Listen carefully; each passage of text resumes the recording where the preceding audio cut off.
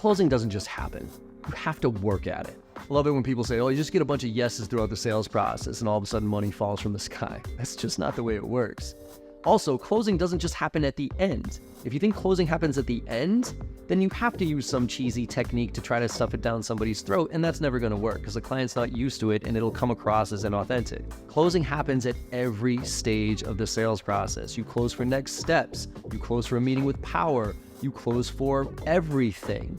So you have to practice closing. And understanding the techniques is really important. There's a million techniques out there about closing. There's the direct close, the indirect close, the assumptive close, the trial close. By understanding what these techniques are, you can be more thoughtful and proactive on how to use them. As an example, the trial close.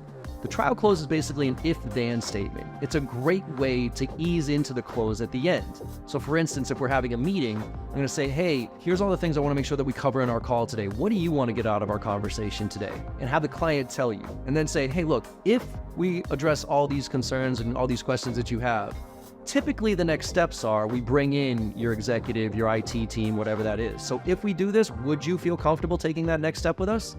That's called a trial close. What it does is it sets the stage, so if you do all that stuff, the close at the end is actually easy and direct. Okay, so now it becomes very assumptive. But without understanding the techniques, you're not gonna know how to use them, and you're not gonna know how to use them the right way. So learn the techniques and practice.